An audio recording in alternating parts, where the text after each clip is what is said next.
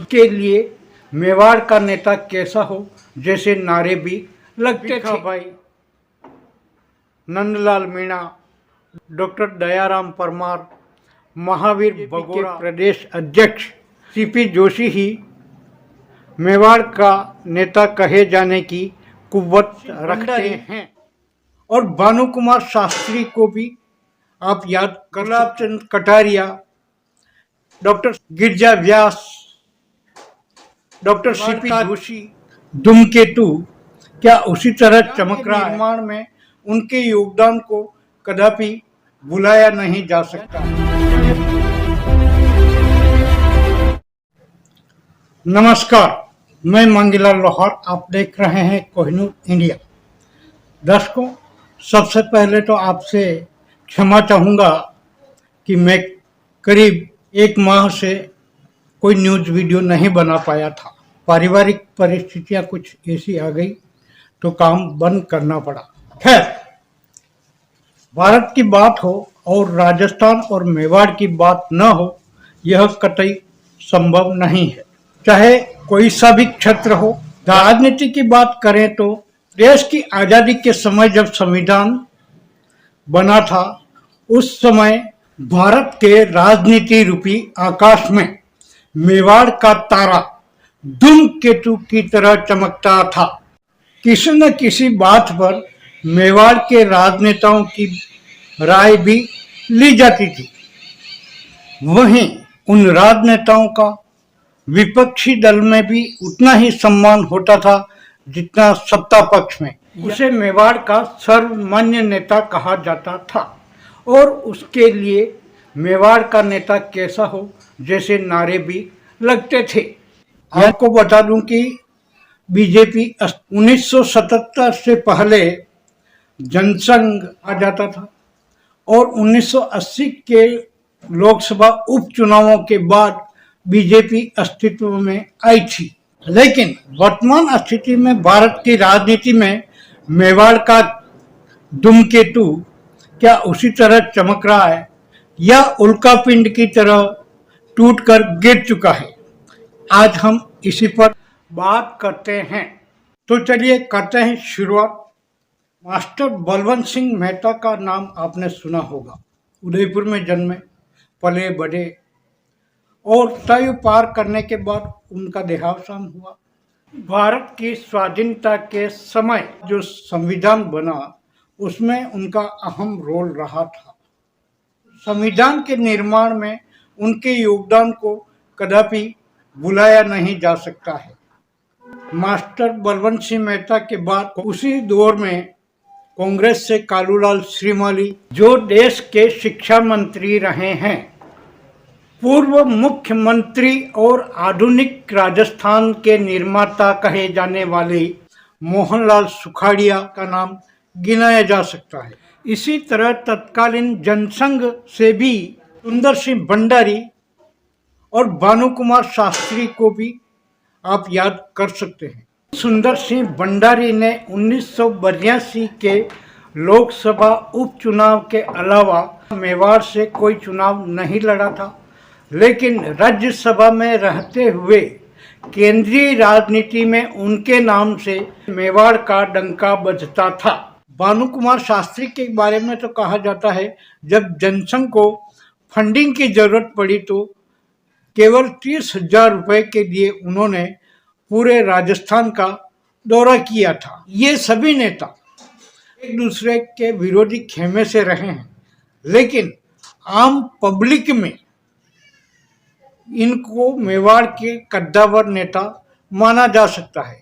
Haridev Joshi, Gulab Singh शक्टावत, Gulab Chand Kataria, doctor गिरजा व्यास, doctor CP Joshi, इनको भी आप इस श्रेणी में रख सकते हैं कि कहीं न कहीं किसी मुद्दे पर केंद्र सरकार में इनसे राय ली गई होगी और अपने दल में ही नहीं, विरोधी खेमे में भी इनका बहुत सम्मान रहता आया है।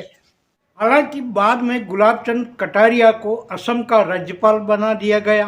वहीं इससे पहले डॉक्टर सीपी जोशी को विधानसभा का स्पीकर बनाकर उनके हाथ बांध दिए गए थे और डॉक्टर गिरिजा व्यास साल 2018 के बाद से ही गुजरे जमाने की नेता प्रतीत हो रही है। अब आपके दिमाग में एक सवाल जरूर उठ रहा होगा कि ट्राइबल लीडर को यहाँ क्यों भूल रहे हो। भिखाभाई, नंदलाल मीणा, डॉक्टर दयाराम परमार, महावीर बगोरा, रघुवीर सिंह मीणा, महेंद्रजीत सिंह मालविया, क्या इनकी कोई बिसात नहीं है जो मेवाड़ के राजनेता कहे जा सकते हैं या थे। लेकिन इन सभी ट्राइबल नेताओं के बारे में मैं ये दावे से कह सकता हूँ कि हाँ, इनका अपने क्षेत्र में या अपने समाज में भले ही सम्मान होता रहा हो और पार्टी में भी होता रहा होगा, लेकिन जहाँ तक बात मेवाड़ की करें तो इनमें से किसी भी नेता की ऐसी छवि नहीं बन पाई है। क्योंकि जब सामान्य वर्ग के नेताओं की इतनी लंबी फहरिस्त है तो भला किसी ट्राइबल नेता की क्या बिसात हो सकती है कि तो इनके लिए मेवाड़ का नेता कैसा हो जैसे नारे लग सके। कदापि नहीं। अब अगर बात गत विधानसभा चुनावों के बाद उपजे हालातों की नहीं करेंगे तो इस वीडियो को बनाने का मकसद भी पूरा नहीं होगा, लेकिन कुछ पीछे भी चलेंगे।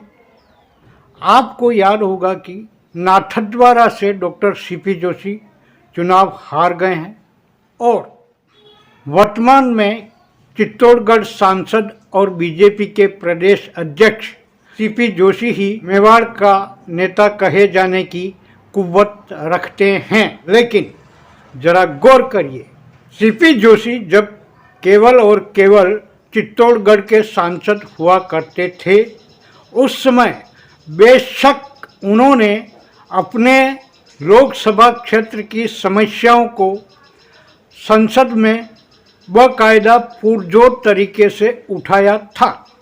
लेकिन राजसमंद, उदयपुर, डूंगरपुर, बांसवाड़ा जैसे संसदीय क्षेत्र पर उन्होंने एक शब्द तक नहीं बोला।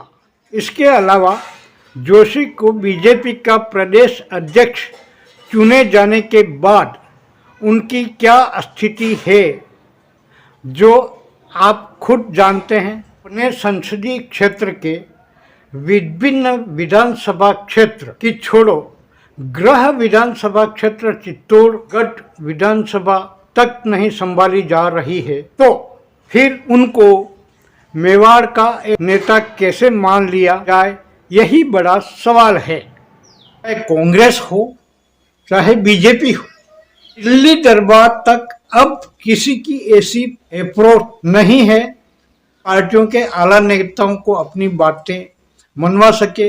ऐसे में अब साफ तौर पर कहा जा सकता है कि निकट भविष्य में मेवाड़ से किसी ऐसे राजनेता का सामने आना नहीं दिख रहा है जो राजनीति रूपी आकाश में मेवाड़ के तारे को धूमकेतु की तरह चमका सके। यानी साफ तौर पर कहें तो अब राजनीति के आकाश से मेवाड़ का तारा उल्का पिंड की तरह टूटकर गिर पड़ा है, इसमें कोई शक नहीं होना चाहिए। खैर, राजनीति है। वीडियो में इतना ही, अगले वीडियो में फिर मुलाकात होगी। नमस्कार।